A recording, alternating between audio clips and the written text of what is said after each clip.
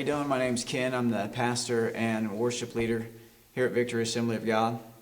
About 2 years ago, we lost our piano player. I was playing guitar at the time and decided to do what I could to help out. Obviously, the piano is a pretty powerful instrument, especially when it comes to worship. And I wanted to do what I could to try to fill in the gap. And so I went to the internet, pulled off some tips and tricks from the internet and put it all together for myself, and learned very quickly how to put chords together and then begin to play songs. And 2 years later, playing pretty fluently. Certainly haven't reached any heights of success, but getting the job done nonetheless. And so I want to show you what I've learned and hopefully be a help to you, especially for those of you who have a desire to lead worship from the piano. These are some of the most easiest and practical things that I've ever seen in way of learning how to put songs together from the piano. So I hope that you'll stick with me. We'll get through this real quick, and it's pretty simple, and I hope it's a help to you, and hopefully one day soon you'll be playing and leading as well. All right, so with any worship music, what you're going to find is if you print off your sheet music and you want to print off the chord charts, you'll notice that every worship song is going to have the similar setup where you have the proper chord above the place where it comes in at the song. For instance, this is D, A, E minor, D, A, G. And you'll find that those chords run through this entire song.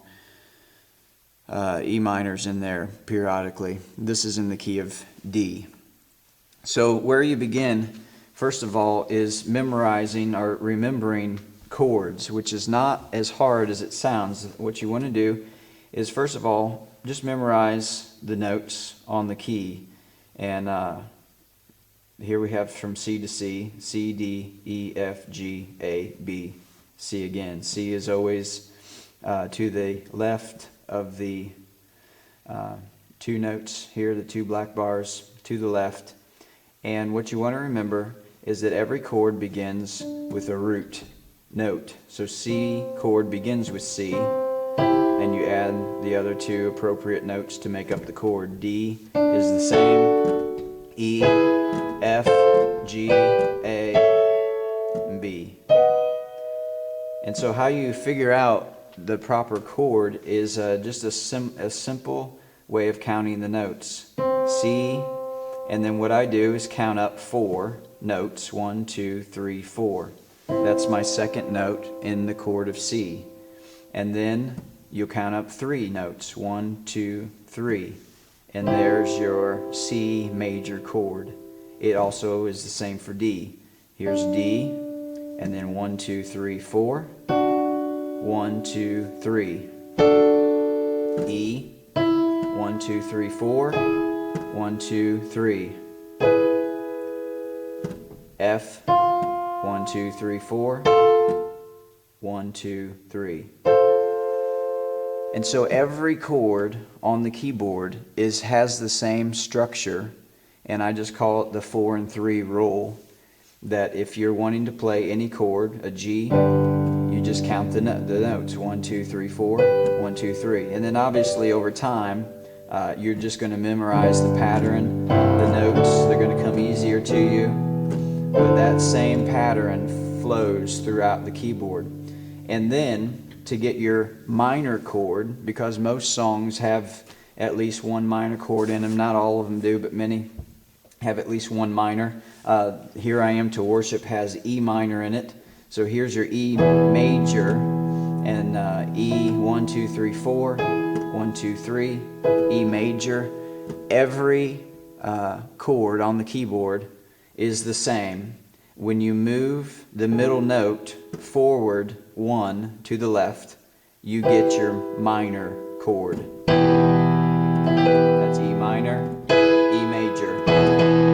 Just move up 1. Minor. D's the same. Here's the D major, D minor, you move to the left. G.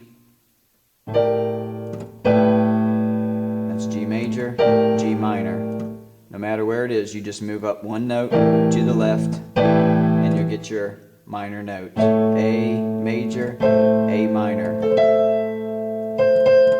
So in this particular song, Here I Am to Worship, we have D, A, E minor, D, A, and G. D, 1, 2, 3, or I'm sorry, 1, 2, 3, 4, and then 1, 2, 3. D, A, 1, 2, 3, 4, 1, 2, 3, and E minor. Remember, E major is here, you just move up one for the minor. It's the same on every chord. You move up one for your minor note.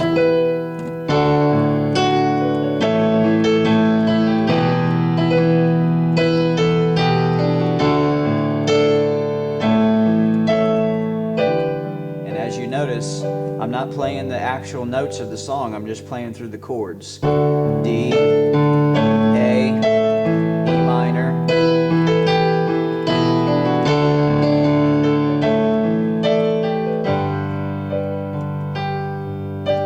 the first part of verse 1. And what I've done is I've taken every chord in any particular song, because I don't read music. What I do is when I'm playing through a song, I just simply pick through the notes of the chord. So D,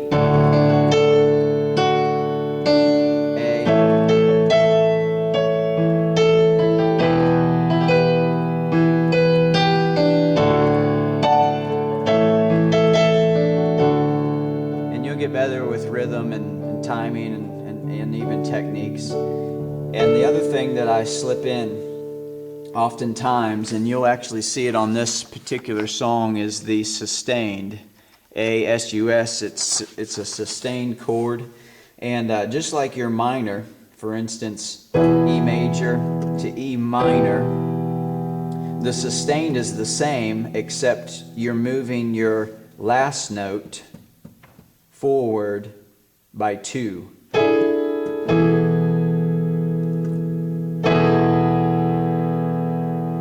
you have E major, then E sustained. And all that does is it just gives a little bit of a fullness to the sound of the note as you're playing through it. For instance, Here I Am to Worship.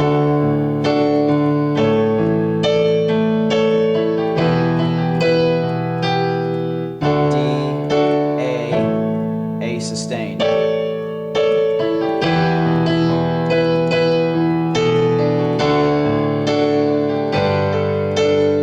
And I'll throw those sustains in very often just to give it some fullness, because I'm not playing the actual notes of the song, just playing through the chords. You want to do whatever you can to add as much as you can. And so sustained, you just move forward 2 notes.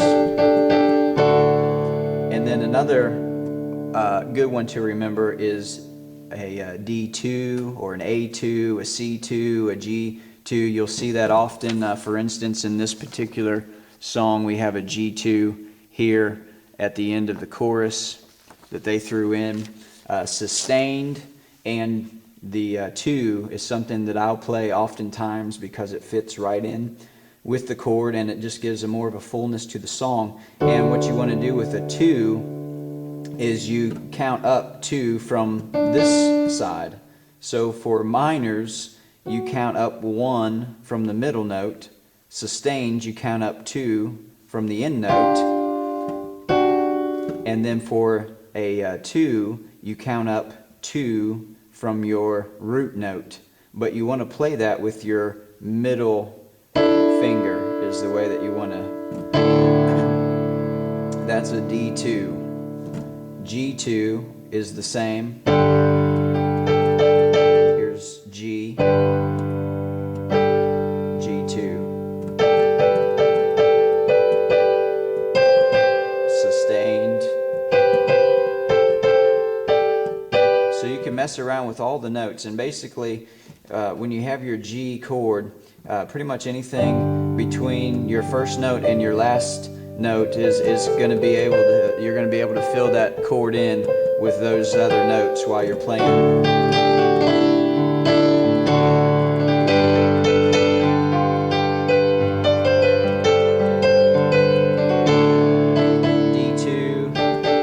sustained, D, A sustained, A2, A.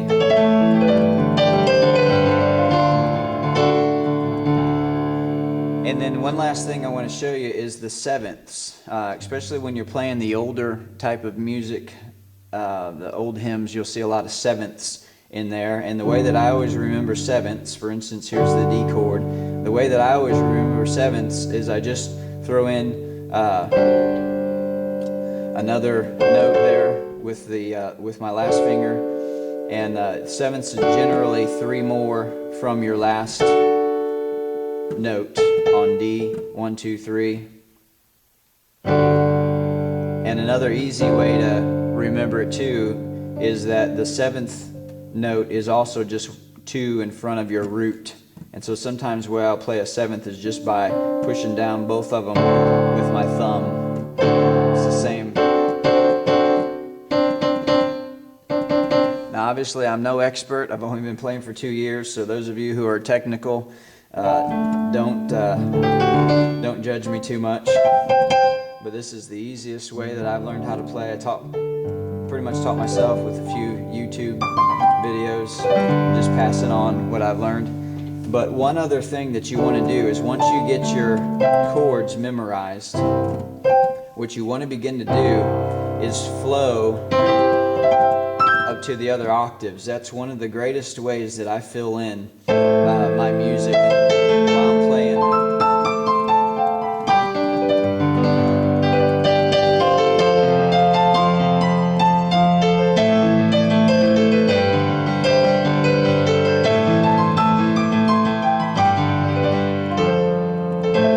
And see, all I'm doing is I'm playing sustains, I'm playing 2s, I'm playing the full chord, and every Sunday morning, every Sunday night, that's all I do while we're leading worship. And of course I have some other great musicians that help me and usually hide most of my mistakes. But I've learned the best way to do it is just begin, print out a chord sheet and just begin to work on those particular chords, remembering the 4 and 3 rule.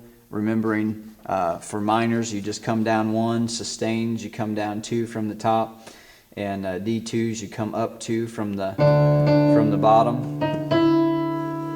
And just begin to work on those, memorize your chords. It'll come quicker and easier than you think. And then just begin to try to flow from octave to octave. And that adds so much, especially on your slower songs. And then the other question that everyone has is, what do you do with this hand? What do you do with the left hand? And the left hand is really simple. It's even a little bit easier than the right hand. But what you want to do with your left hand is the thing that I always have done is the pinky and the thumb. And if I'm going to play a C chord, what I'll do is I'll hit both of those octaves of C, one with the thumb, one with the pinky, and then you'll have this middle note. And what you'll notice about the middle note is your middle note on your left hand is always the last note on your right hand. So for instance, here's C, my last note is a G, and so when I'm playing with my left hand, my middle note will be the last note, which was a G. And that applies to every situation. For instance, here's D major, so I go 1 octave to the next, and then if you notice my last note here is an A, you'll hit A there. It just fits real good, so it'll kind of become natural after a while, and it's good, especially when you're playing the older hymns. For instance, Victory in Jesus, you bounce your bass notes.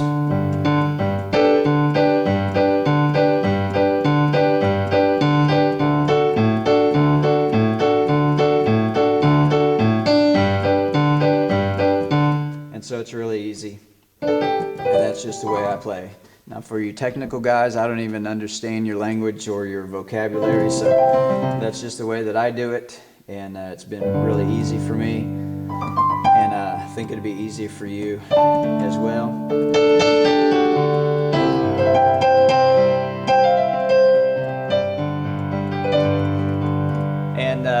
know, this isn't the pinnacle. I haven't reached any heights of success, but it's just the easiest way that I've learned how to play piano without having to take years of lessons.